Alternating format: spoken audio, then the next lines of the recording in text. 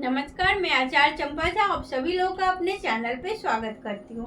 आज मैं एक बहुत ही इंटरेस्टेड टॉपिक लेके आई हूँ कि चंद्रमा, कि हम लोग चंद्रमा से कैसे बता सकते हैं कि आपका बर्थ टाइम ठीक है या नहीं। क्योंकि बहुत सारे लोग आते हैं ना, बताते हैं कि मेरा को टाइम नहीं पता अपना, मेरा बर्थ का टाइम क्या है, 2 से 3 मान लो, 5 बजे से 6 बजे मान लो, या रात के इतने बजे से इतने बजे मान लो। तो इसको एक तरह से बोल सकते हैं क्रॉस चेक, कि किसी उसके एक्टिविटी से, उसके स्वभाव से, उसके गुण से कुछ उसमें क्वालिटी होगी जिसके अनुसार हम लोग बता सकते हैं कि आपका चंद्रमा इस भाव में है। तो अगर वो रिजल्ट आ रहा है तो उनका जो बर्थ टाइम है वो सटीक है, फिर हम लोग अच्छे से फलित कर पाएंगे।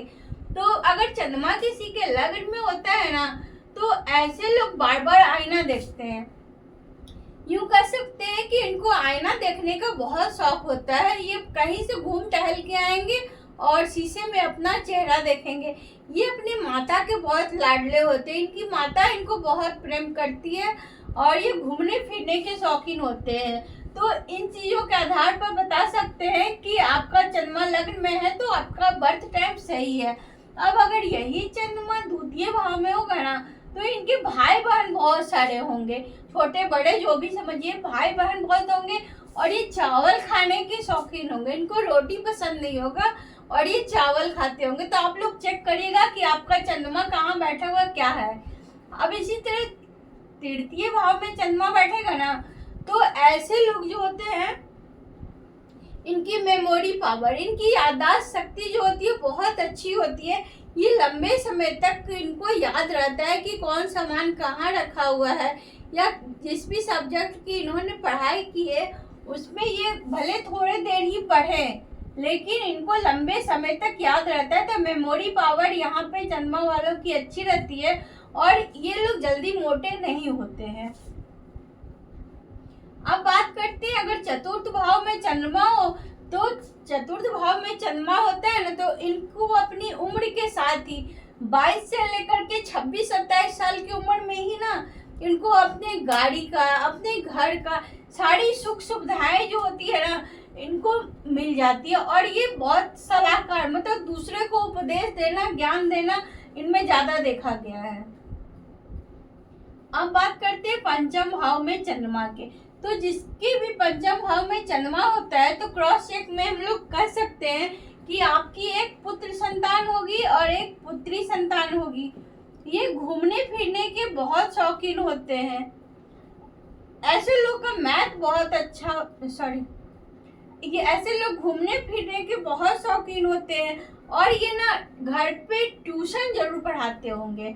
तो इन 2 चीज़ों से कि आपकी संतान पुत्र होगी और पुत्री दोनों होगी, और ये ट्यूशन का काम 100% करते रहते हैं, पढ़ाते हैं। अब बात करते हैं, चंद्रमा अगर छठे भाव में होता है तो ऐसे लोग को ना कोई बीमारी, कोई ना कोई रोग हमेशा लगा ही रहता है, छोटा हो या बड़ा हो, लेकिन वो अपने शरीर से परेशान रहते हैं और रहते हैं। अब बात करेंगे सप्तम भाव में चंद्रमा की। आप लोग चेक करिएगा कि आपकी कुंडली में चंद्रमा कहाँ बैठा हुआ है। तो सप्तम भाव में जब चंद्रमा बैठता है तो ऐसे लोगों का जो होता है कि वो प्रेम विवाह होता है और इनके जो जीवन साथी होते हैं वो बहुत ही खूबसूरत होते हैं। इनका जो लाइफ पार्टनर होता है वो लड़का हो तो लड़की, लड़की हो तो लड़का, तो बोल सकते हैं इनका जीवन साथी बहुत ही खूबसूरत, बहुत ही आकर्षक होता है। अब बात करेंगे कि चंद्रमा यदि जन्म कुंडली के अष्टम भाव में हो जाए तो ऐसे लोग बहुत ही ईर्ष्यालु स्वभाव के होते हैं, जिसको बोल सकते हैं जलनखोर। इनमें दूसरों को देख के ईर्ष्या की भावना होती है अष्टम में अगर चंद्रमा होता है तो। और दूसरी बात ये कि इनको अपने लाइफ में कभी ना कभी कलंक का सामना करना पड़ता है, मतलब इनके ऊपर बदनामी जरूर से एक बार इनकी अपनी लाइफ में लगता ही लगता है, वो कितने भी शुभ ग्रह हो या अशुभ ग्रह हो, लेकिन यहाँ पे वाला चंद्रमा इनको बदनाम करता ही करता है, कलंक लगाता ही लगाता है अष्टम का चंद्रमा। अब बात करेंगे कि नवम भाव में चंद्रमा होगा तो क्या होगा।